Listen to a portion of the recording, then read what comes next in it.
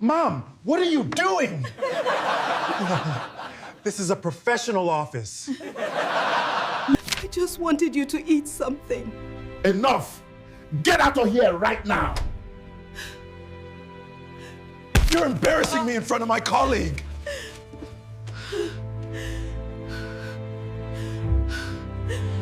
My dear friend, before we begin today's story, I want you to take a few quiet seconds.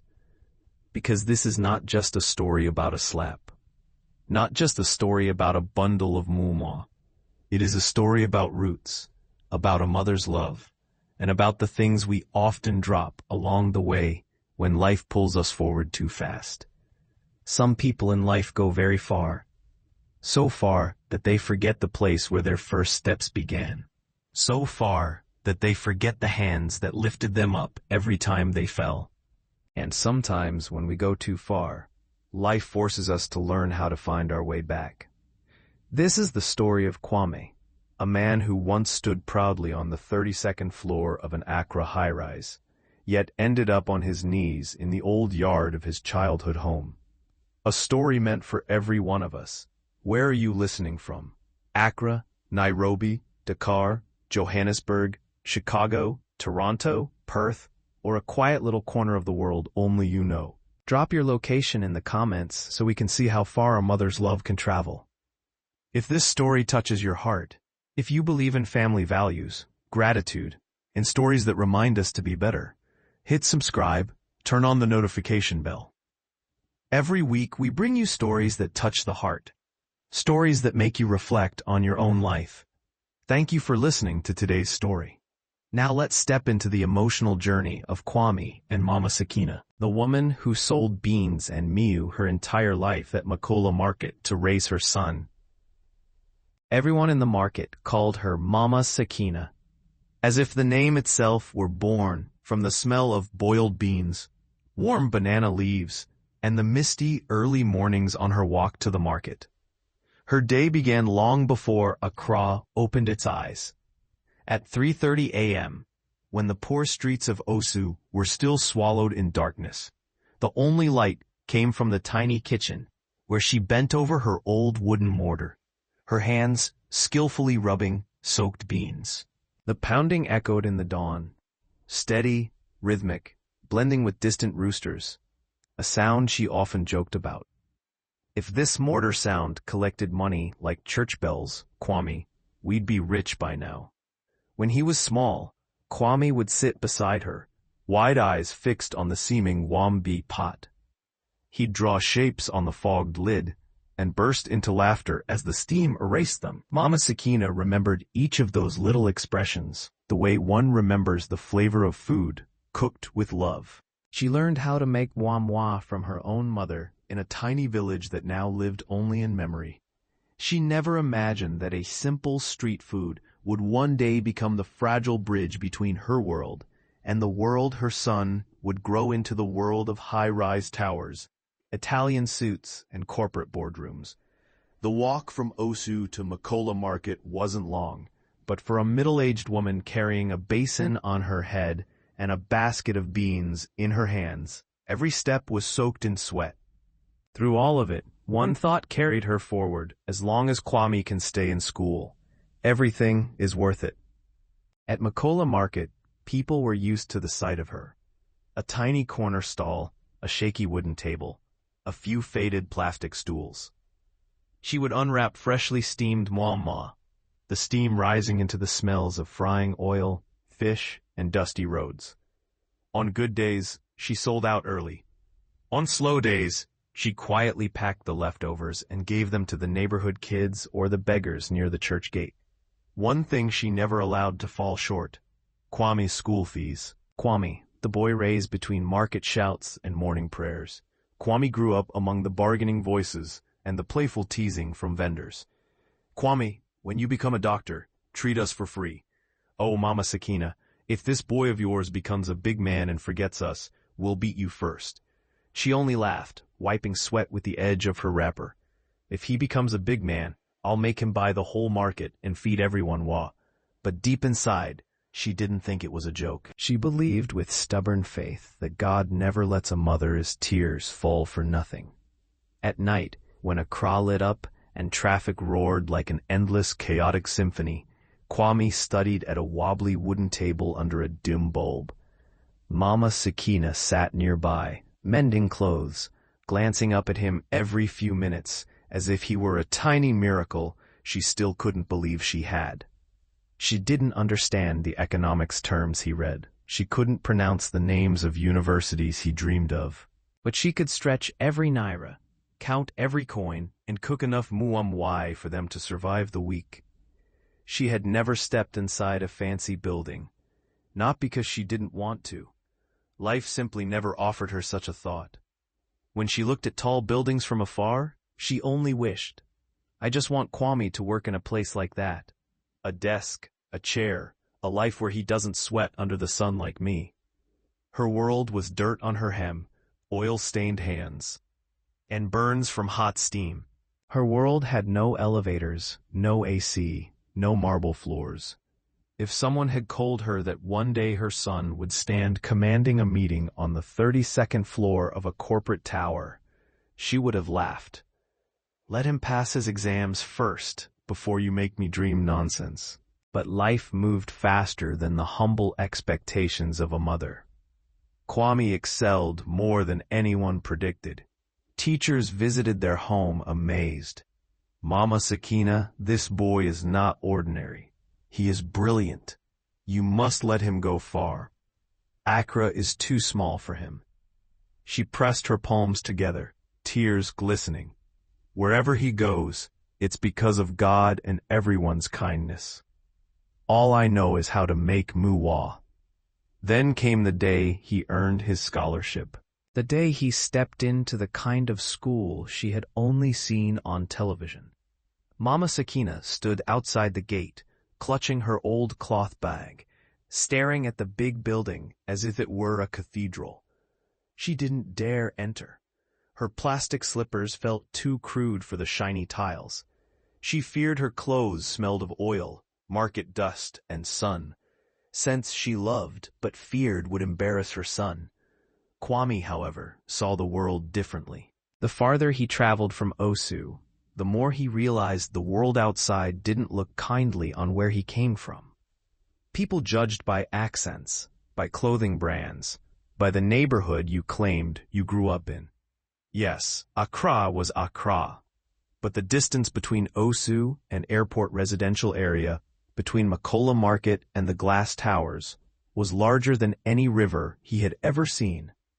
He started talking less about his mother, not out of hatred, but because he noticed people's expressions shift.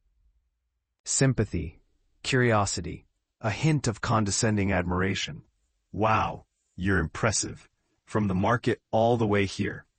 At first he felt proud, but eventually it felt like he was being stripped bare, as if all his hard work hung beneath a sign. The poor boy who made it. People didn't see him. They saw a motivational story. He didn't want to be an anecdote told after dinner. He wanted respect without the market child label attached. Time passed. Kwame became a man Accra business world feared and admired. Millions in deals, polished presentations, newspaper headlines calling him Accra's rising business star. In those articles, no one mentioned the wooden mortar, the early mornings, the debts taken to pay his school fees. And in some hidden corner of his heart, he felt relieved. He grew used to introducing himself without mentioning where he started. His pass became a locked room. No one was allowed to enter except for one voice. Every time his phone rang and the name Mama appeared, her soft Yoruba-accented voice flowed through the line. Kwame, have you eaten? Are they treating you well over there? Inside the cold glass walls of his office, those questions made him more uncomfortable than comforted. He'd answer quickly, I'm fine, Mama. I'm in a meeting. I'll call later. But he rarely did because the distance between the woman who sold Muam Mwa at Makola Market and the man in the Italian suit sitting in a leather chair was no longer geographic. It was emotional. It was internal. It was the distance between a heart that never forgot and a heart desperately trying to forget. Kwame Obeng, once a poor market boy, now a multi-million-dollar CEO, feared by Ghana's business world. Yet deep inside him, a quiet, burning shame remained. A shame about the poor past he was trying to bury. Kwame was in the middle of a meeting with foreign investors. The door opened. The sound was so small that no one should have noticed it. But on the 32nd floor, in a luxury boardroom where everything moved with the precision of a Swiss clock, the slight creak of that door felt like a crack tearing through space. Kwame turned, and every ounce of calm in his eyes froze instantly. Mama Sekina was standing there. Her hands held a bundle wrapped in banana leaves, still steaming, the scent of freshly steamed Muam Mwa drifting out, soft but sharp enough to slip into a room filled with leather chairs, expensive cologne, and cold LED light. The image cut straight across two worlds. Why was she here? For 3 months, Kwame had not been home. 3 months without a shared meal. 3 months without stepping into the tiny living room in Osu, where she still set out the old tablecloth each night, lit the oil lamp, and kept an extra bowl ready, as if her son might walk in at any moment. At first she told herself, CEOs are busy. My son has meetings, paperwork, important people to see. But by the second month, worry started to grow. Kwame called less, replied slower. Once when she phoned, he said hurriedly, Mom, I'm busy. I'll call you back. But that later never came. One evening while praying, her heart tightened as if someone were squeezing it. She wondered, is my child tired? Is he working too hard? Is he sick and hiding it? Then she remembered. Kwame had once written his office address on a slip of paper and given it to her on her birthday. Mama, if you ever need to send me something, send it here. She kept that paper in her Bible like a precious treasure, though she never imagined she would actually go there. But today she decided she must. I will go see my son with my own eyes. She woke at 3:00 a.m., ground the beans, wrapped them in the freshest banana leaves she could find, tied them with clean white string. She wanted her son to eat something hot, something cooked by his mother, so he would know that no matter how high he climbed, someone in Osu still thought of him at every meal. She took the paper from her Bible, read the address over and over, then boarded 2 buses, getting lost several times among the wide foreign-looking streets of Airport Residential Area, a place where the buildings rose like towers meant for another universe. At the lobby, she hesitated before the automatic glass doors. The receptionist tried to stop her, but when she held out the trembling slip of paper with the CEO's name and whispered, I'm here to see Kwame, my son, their hearts softened, and they called the elevator. She rode up to the 32nd floor, holding the warm banana leaf bundle as if it were a newborn child. She was nervous but proud. My son works up here, so high. He must be doing very well. She had no idea she was walking into the most important meeting her son had had in months. All she knew was one thing. It had been too long since she last saw him. So, mother must go find her child. When Mama Sekina stood in the doorway, her gentle smile lit up. Kwame, you've been working so hard. I brought you some hot Muam Mwa. But the room froze. A few executives stifled laughs, not loud, but sharp enough to slice straight through the dignity of a man trying to live 2 lives. One investor leaned toward another and whispered, "Is that banana leaves?" In that instant, Kwame felt heat rise along the back of his neck, burning into his ears. It wasn't the heat from the food. It was shame, the oldest, deepest shame he carried, the one he thought he had buried beneath dozens of floors of glass and steel. A shame now dragged back into the open, right in the room where he had spent his whole life, proving he belonged. Kwame lunged forward, snatching the banana leaf bundle out of her hands and slamming it onto the table. "Mom, what are you doing? This is a professional office. Do you want to embarrass me in front of my partners?" His voice echoed louder than he meant. bouncing off the glass walls and rolling down the length of the conference table. A slide presentation was still projected on the screen behind him, but no one was looking anymore. The banana leaf bundle hit the walnut table and slid a few inches, leaving a dark wet circle where the steam touched the wood. The familiar smell of warm Mwa's, the fragrance of poor mornings and Osu, now hung awkwardly in the air, out of place among designer cologne, polished leather, and expensive coffee. Mama Sekina froze as if someone had blocked her path with an invisible wall. Her eyes widened, her mouth opened, not to argue, but as if searching for a reason behind this sudden storm. I only wanted you to eat something," she whispered, her voice shrinking into the room's thick silence. Even she couldn't tell if she had spoken out loud or only thought the words. She stepped back. A lifetime of selling beans and Muam Mwa in the chaos of Makola Market had hardened her against shouting customers, harsh bargaining, and even rain dripping into her pots. But she had never grown used to seeing her son look at her like this. In his eyes, she didn't see the little boy who once tugged at her wrapper, face smeared with bean paste. All she saw was a wealthy man, his expression twisted with shame, anger, and something that looked painfully like fear. Fear of being seen for who he truly was. "Enough!"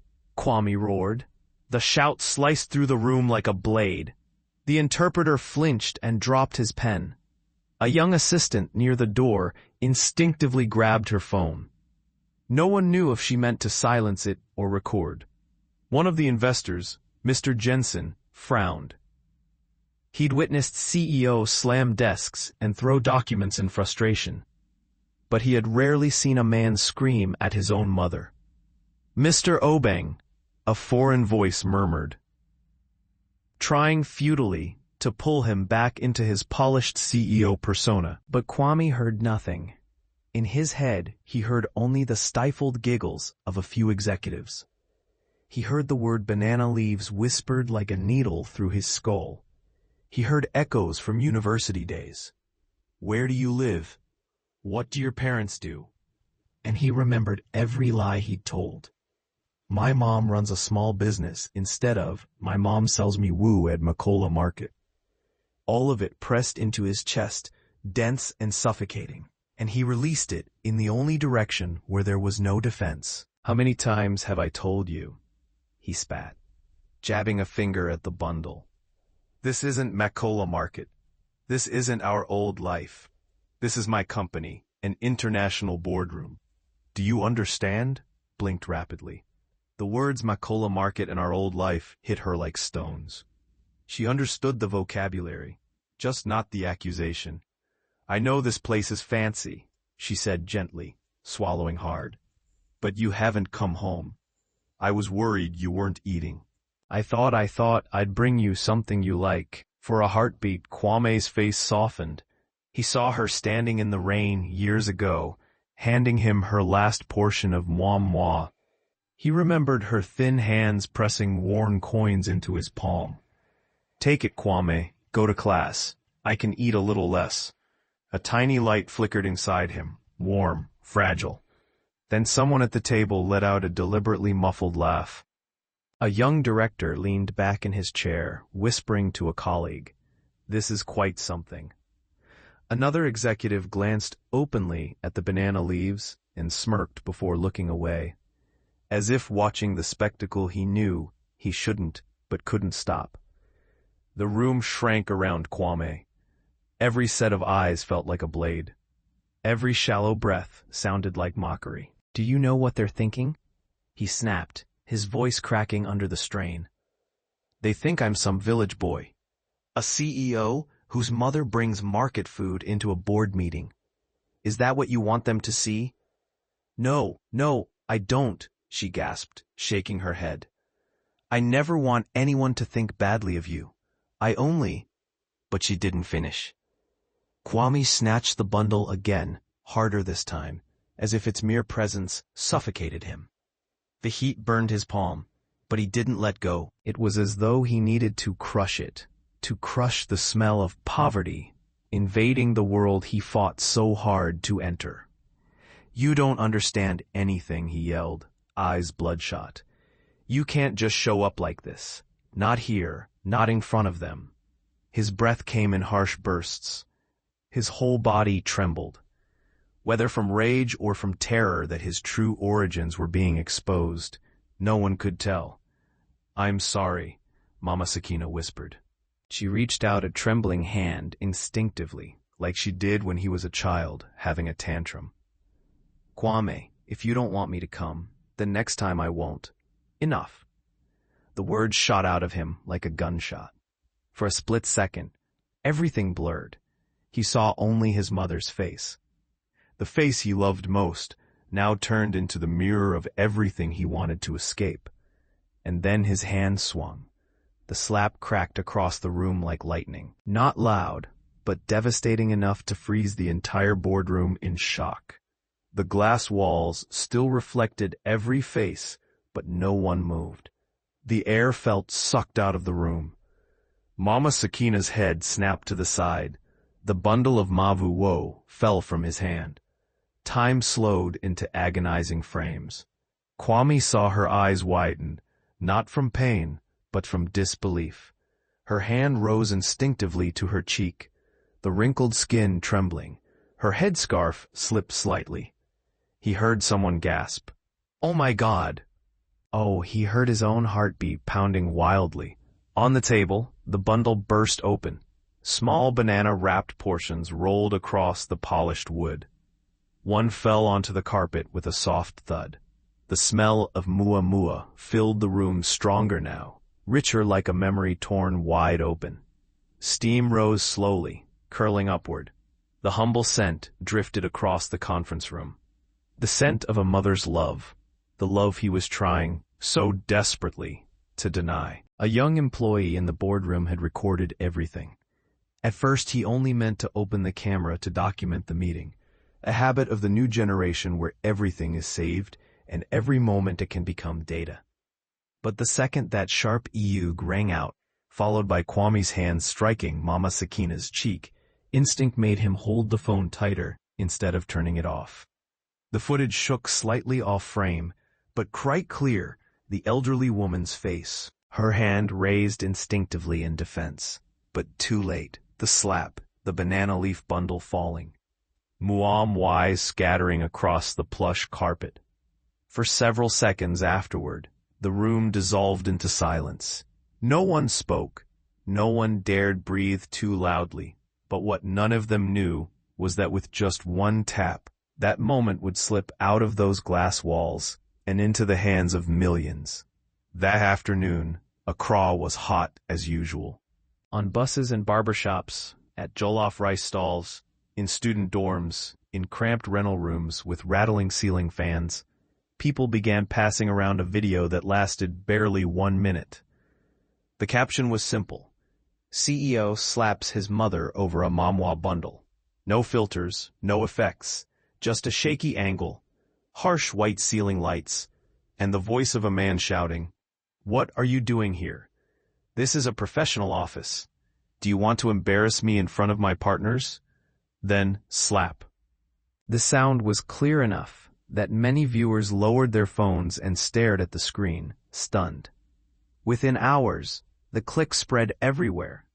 Gossip pages picked it up. Accra gossip forums reposted it. People who didn't even know who Kwame was clicked share simply because this is unacceptable.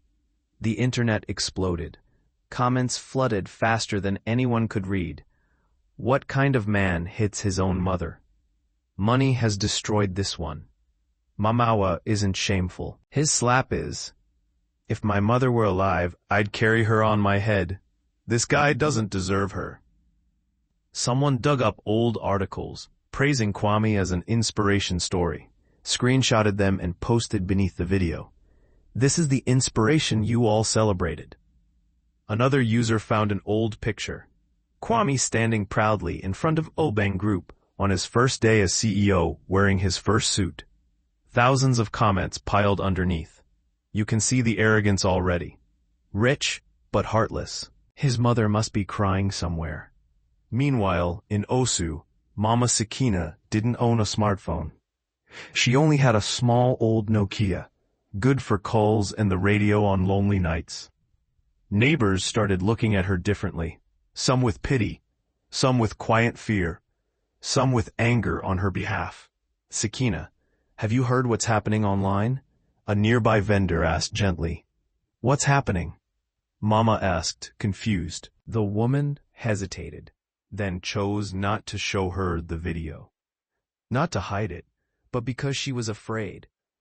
Afraid of what would happen when those old, gentle eyes saw themselves being slapped in front of the entire world.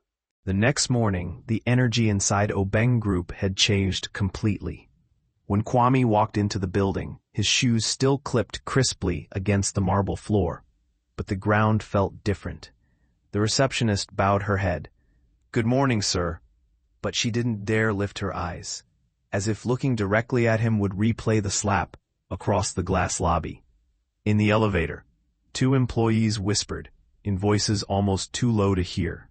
But in the echo of the steel walls, every syllable stabbed clearly into Kwame's ears. "Did you see the video?" "Yeah. I still can't believe it. If it were my mother, she's right here." Kwame kept staring straight at the glowing numbers ascending from 10 to 32. Sweat gathered behind his neck, despite the cold air. When he entered his office floor, the board of directors was already waiting. No handshakes, no friendly jokes, no half-teasing praise for the young star of Accra. One senior board member, white hair, thin glasses, spoke first. "Mr. Obeng, we need to talk." The conversation didn't last long. In the corporate world, devastating words were always racked and polite. Surgical language, clean, precise, cutting deep without spilling blood. Public relations crisis, brand damage, shareholder concern. "Our partners are reconsidering." Then the final sentence. "You will be temporarily suspended from your position until this matter is resolved." The word "suspended" landed on the table like a verdict. Kwame almost laughed. He had always believed that if he ever lost everything, it would be due to a failed business decision, something he could recover from with hard work. He had prepared for market crashes, hostile competitors, bad investments, but he had never imagined the thing that would bring him down was his own hand, and it had not struck an enemy, it had struck his mother. Messages poured in like rain. Old friends texted, "Kwame, what happened? Call me." Others sent him the video without a word. Foreign partners emailed. "In light of recent events, we have decided to suspend negotiations until further notice." Online news outlets flooded the front pages with headlines. "Young CEO slaps mother in boardroom." Accra outraged. From inspiration to disgrace. The fall of a corporate star. Outside the company, reporters gathered with microphones ready. Every time the glass doors slid open, they rushed forward like a wave. "Mr. Obeng, any comment on the video? Do you regret slapping your mother? Where is she now? Have you apologized?" But Kwame never walked out. He stayed in his office on the 32nd floor where the window overlooked the vast city he once dreamed of conquering. Now Accra felt like a giant courtroom with a million unsympathetic eyes watching him. On his desk between his laptop, contracts and financial reports lay something that didn't belong to that sophisticated world. A banana leaf bundle, not the one that had fallen yesterday. This was a portion the cleaning staff had found, rewrapped carefully and placed in a clean box. A small note was attached. "I thought maybe you'd want to keep this." Kwame stared at it. The banana leaves were cold now. The steam was gone. The scent had faded, but to him, it felt suffocatingly strong. He saw his mother at the fire in Osu, her hands covered in bean paste, the sweat dripping, her hopeful eyes whenever he talked about his dreams of becoming somebody important. And now he was important. Important enough that a single slap could shake an entire city. Important enough that all of Accra knew his name, not for his achievements, but for the way he treated the woman who gave him life. His phone kept vibrating. Emails continued arriving. The world outside raged with outrage, debate, shock, and disgust. But on the 32nd floor, in the freezing silence of his office, Kwame sat alone, and the cold banana leaf bundle lay on his desk. A silent accusation he could not escape. That night, Kwame drove back to the old house in Osu. Accra at night was loud as always. Motorbike engines, street vendors shouting, Afrobeat music drifting from a bar at the end of the alley. But to Kwame, the noise felt distant, like it belonged to another city entirely. He drove slower than usual, his hands sweaty on the steering wheel, his heart heavy like a stone tied around it. The road leading to his childhood home felt narrower than he remembered. Dirty puddles from the afternoon rain reflected the dim flickering glow of broken streetlights. He slowed down and stopped a short distance from the house, unable to drive up to the front door as he used to. He was afraid. Not afraid of neighbors seeing the CEO return home, but afraid of looking into the eyes of the one person he had wounded so deeply that even he couldn't bear to watch the video again.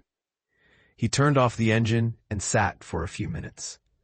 His phone screen kept lighting up missed calls, messages from his lawyer, company emails, texts from reporters, even old friends wanting to hear his side of the story.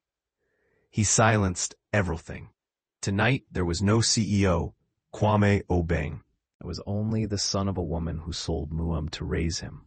He opened the car door and stepped out. The cool, damp night breeze brushed across his face. The old house appeared before him, small among the rows of run-down homes. But to him, it was the only place he had ever felt safe. The porch light glowed faintly from a tiny bulb hanging under the roof.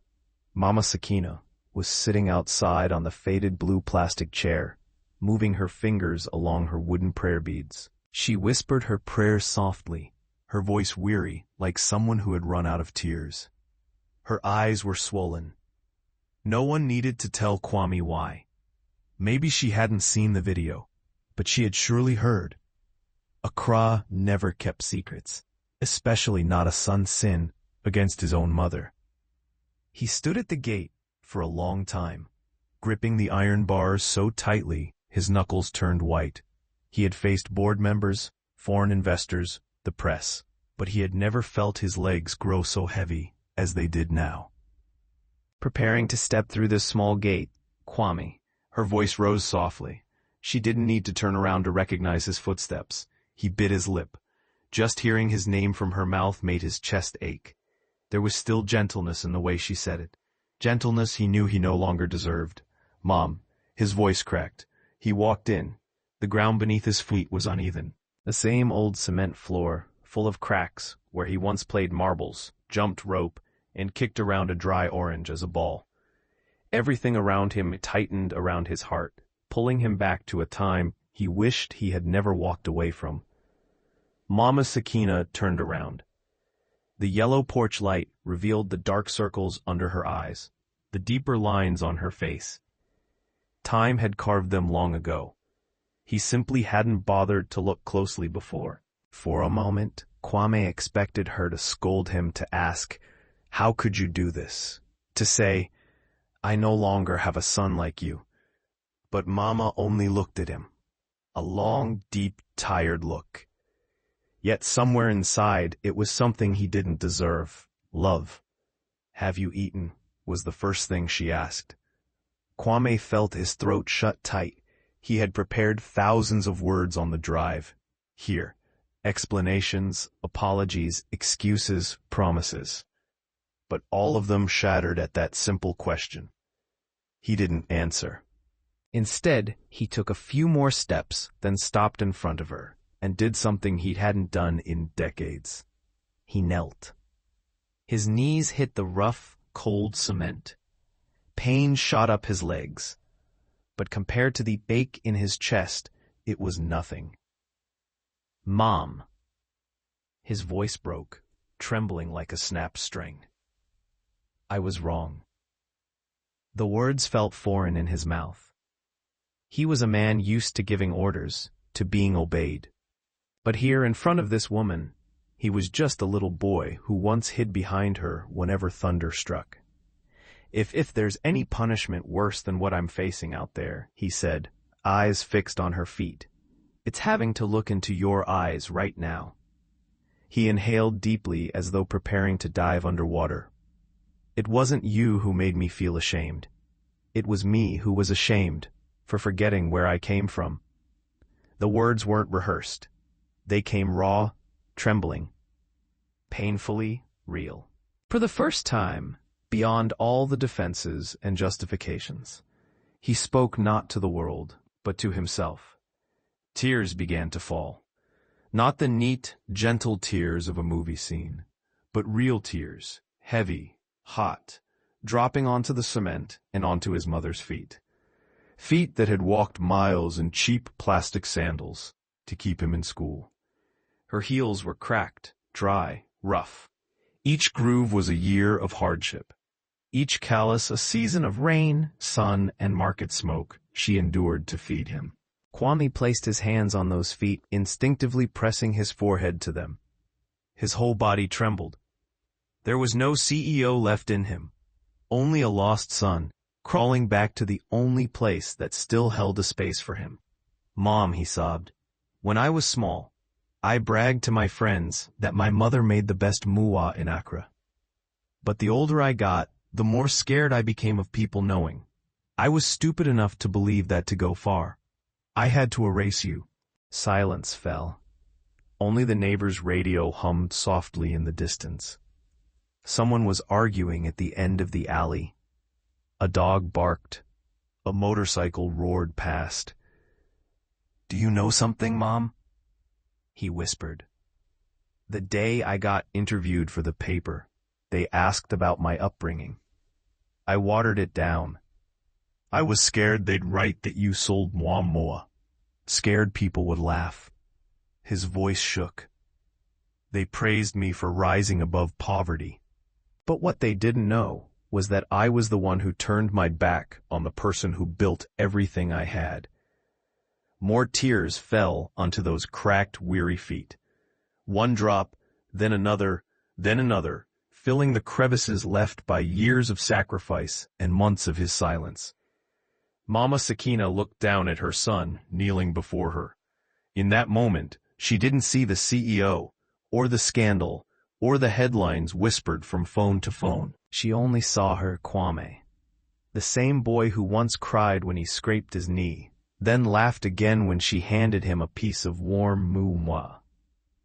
Her hands, that had held pots, bowls, and crumpled Naira notes all her life, now rested gently on his head. The touch was light, but to Kwame, it felt as heavy as a mountain of forgiveness. "Kwame," she murmured, her voice low and warm like her midnight prayers.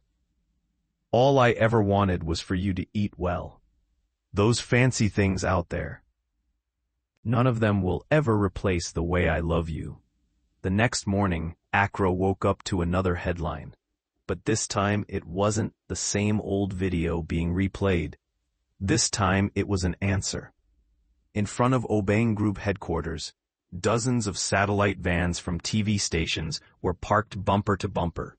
Reporters crowded the gate, microphones ready, camera lights glowing red. Behind the fence, curious onlookers gathered. A few people held up handwritten signs. "Respect your mother. No mama, no CEO." From inside the building, Kwame walked out. He wasn't wearing his usual gray suit. Today he had on a simple white shirt with the sleeves rolled up. No tie, no pocket square, no attempt to project power.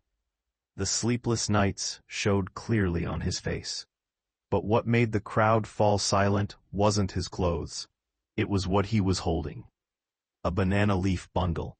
Not a prop, not a product placement. A real bundle of Muam Mwa, just like the one Mama Sekina had carried into the boardroom on the 32nd floor that day. He stepped up to the podium where a microphone was already set. Camera flashes exploded like lightning. Someone called out quietly, "Quiet, please." The noise faded. All of Accra seemed to funnel into that small courtyard, through phone screens, TVs, and laptops. Kwame looked down at the row of microphones, with news logos, channels TV Arise, News, BBC Pidgin online outlets that had once called him a symbol of the new generation. Today, they were here to watch him fall. He drew in a deep breath. "Thank you all for coming," he began. His voice no longer carried the polished confidence of his corporate presentations. It was horsero, exhausted, but strangely more honest than it had ever been. "I know most of you aren't here to talk about Obeng Group as growth numbers," he said. "You're here because of a painful story, one that I caused." He paused. "That video is real," he said plainly. "There was no editing, no fabrication, no misunderstanding. The man in that video is me, and the woman I slapped is my mother." The crowd murmured. Cameras zoomed in tight on his face. Kwame didn't look away. He'd been hiding long enough. "I'm not standing here to make excuses," he went on, "because there's no reason. No work pressure, no brand image that can justify a child raising a hand to his own mother." A reporter raised his hand. "Do you realize how much that action hurt people? People who grew up poor. People whose mothers struggled to raise them." Kwame cut in not out of disrespect, but because he turned his gaze straight into one of the cameras, as if talking directly to someone watching from a small room in Osu. "I do," he said. Each word dropped like a stone. "I apologize to my mother, and I apologize to everyone who has ever felt ashamed of where they came from." Silence fell again. Many viewers watching from home froze.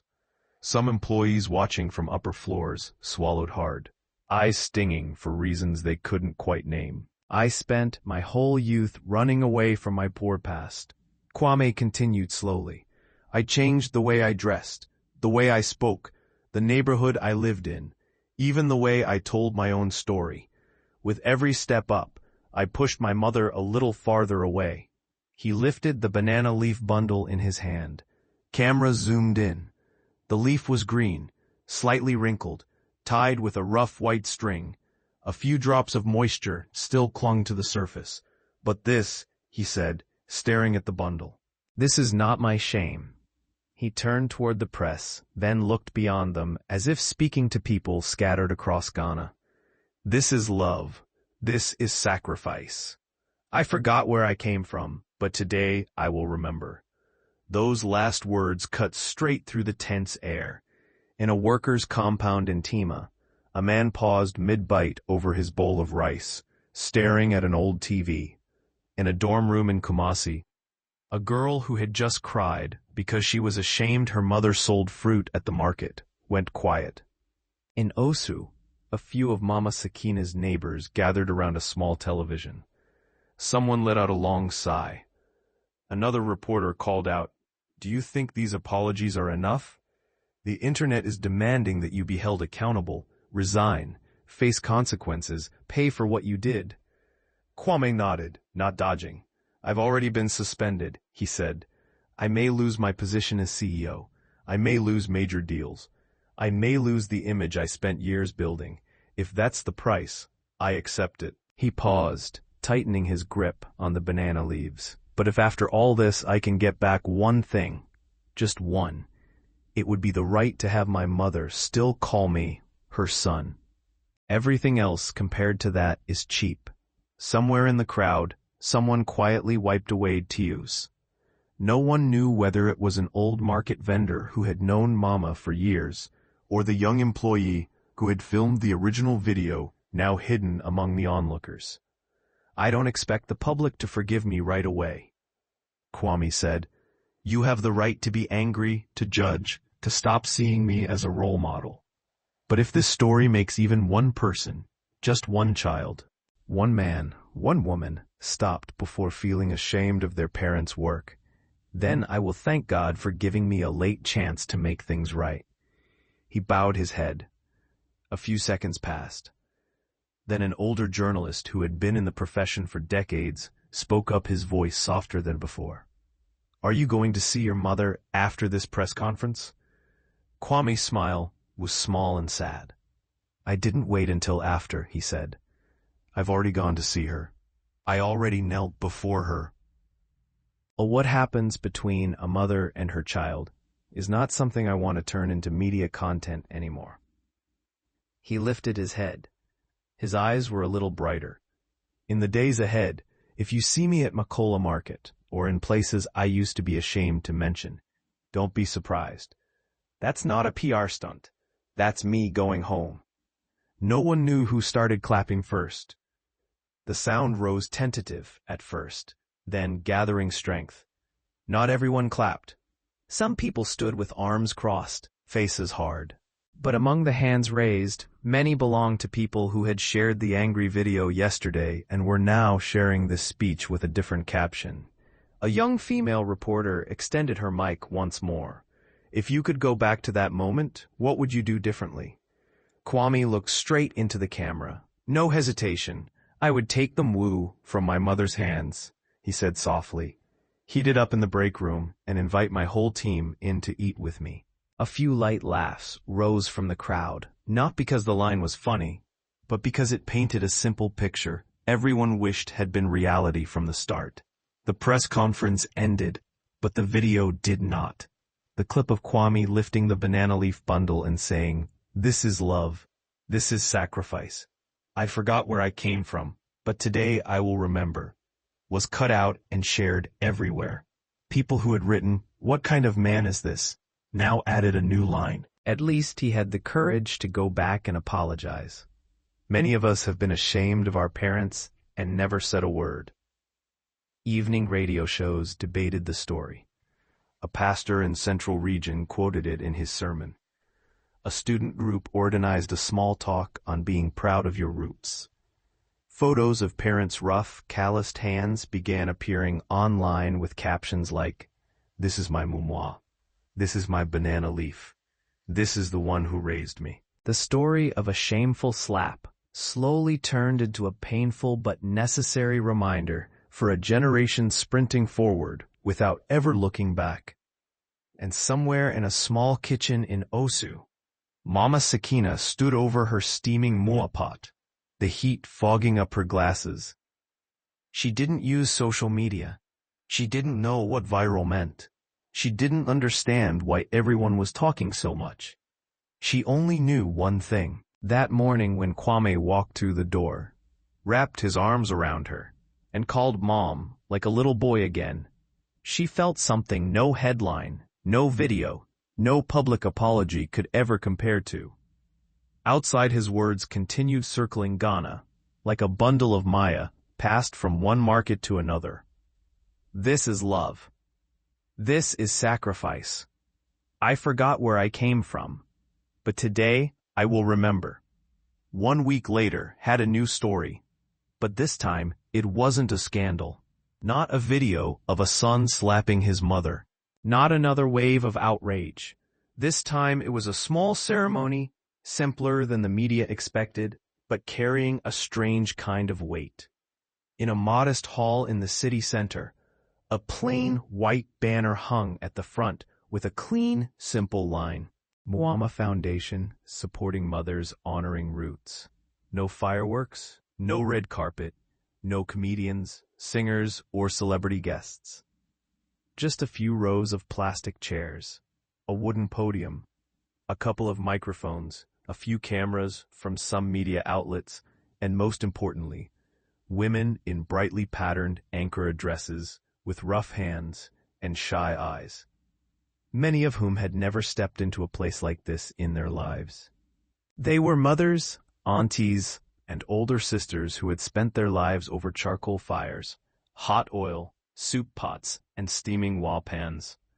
Women who made money from each hot parcel of food, each roadside breakfast, each plate sold to school kids at the gate. Today, they were invited as honored guests. Kwame stood at the podium.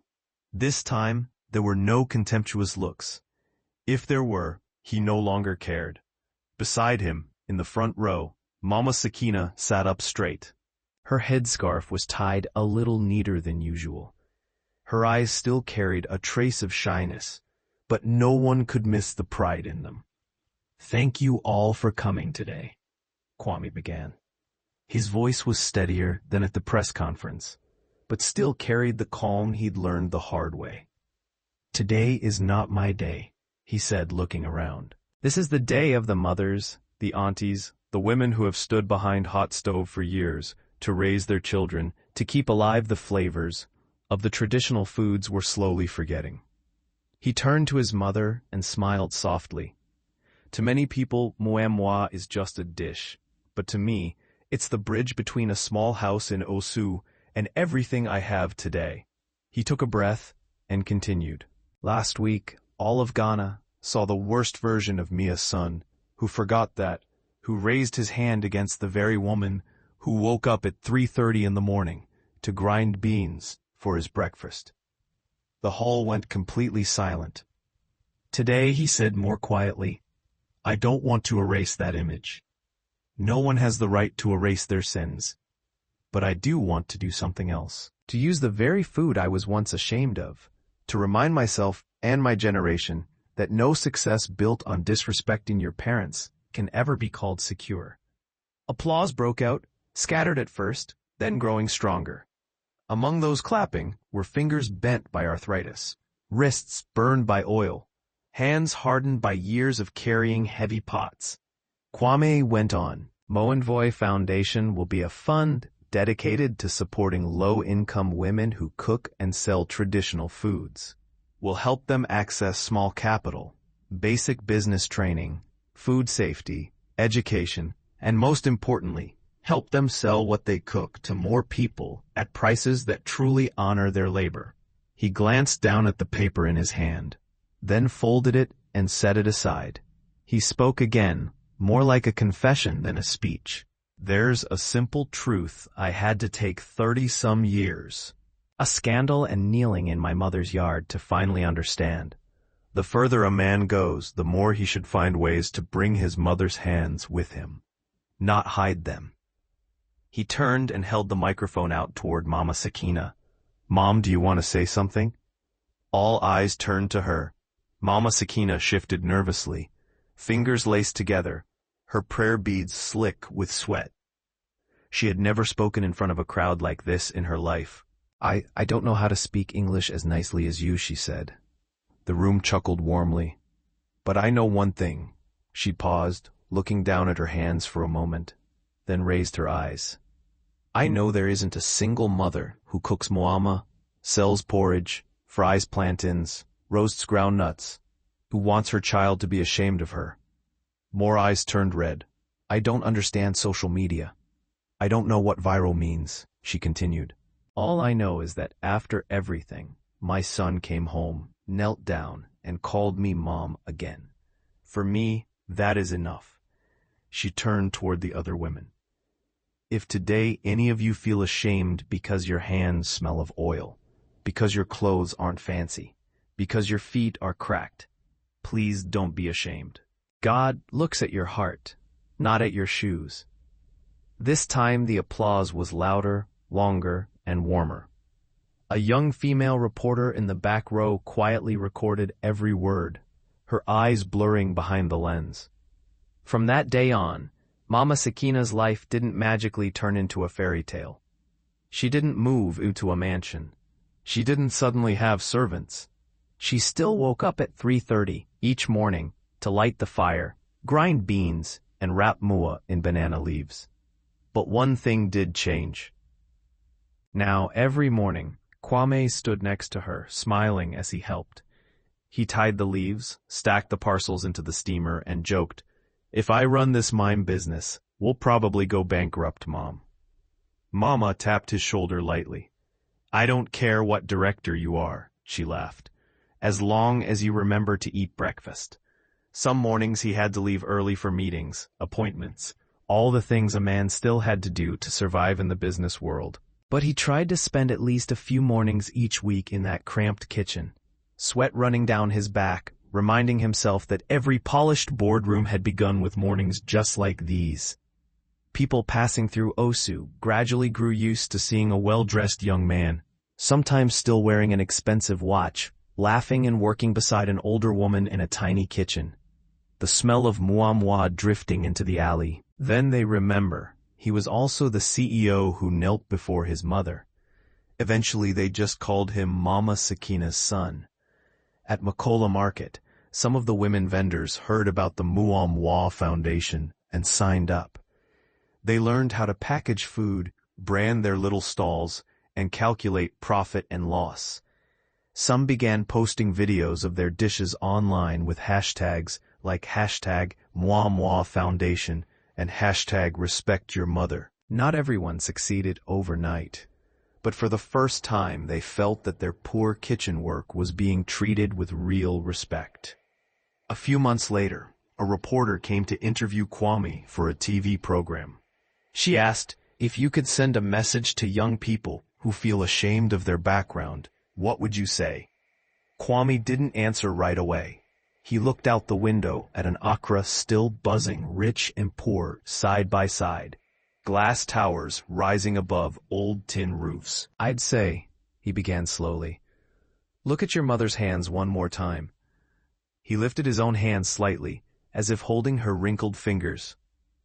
If those hands once washed dishes in someone else's house, carried trays in a roadside shop, sold Muam Mwa, picked up recyclables, that's not a reason to be ashamed. That's the reason you should live better. Twice as decent, 3 times as kind. He smiled, though there was still a shadow in his eyes. You can become a CEO, a doctor, a lawyer, a singer, anything. But if on that journey you make your mother cry from shame, then you've already lost. Even if the whole world calls you successful. The reporter was quiet for a moment, then gently asked, do you ever wish that moment, the slap, had never happened? Kwame shook his head. If I said no, I'd be lying, he replied. I wish it had never happened for my mother's sake, so she never had to feel that pain. But he looked straight into the camera. It did happen, and the only thing I can do now is make sure that slap is not the full stop. It has to be a comma, so a different story can begin. What story is that? The story of a son learning how to love his mother the right way. That afternoon, as sunset fell over Osu, the last light of the day washed over rusted tin roofs, sagging clotheslines, and the small yard where Mama Sekina was sitting. Kwame brought out a plate of hot muyama and set it on the old wooden table in front of her.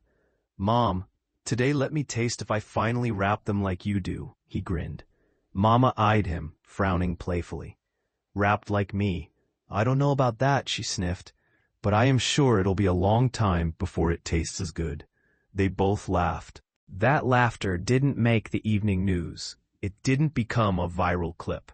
No one rushed to share it online, but it was the sound of a heart healing, because sometimes what lifts us up in life is not the fancy office, not the bright lights of a 32nd floor boardroom, not the endless rows of numbers on a slide. It's the thin, tired hands of the mother who once walked us to school, pressed her last coins into our palms, and watched from the gate as we grew further and further away. Anyone who forgets that, no matter how big their house is, how shiny their car, how expensive their suit, will always be the poorest person in their own soul in this life. Never walk so far that you forget the person who helped you take your first steps.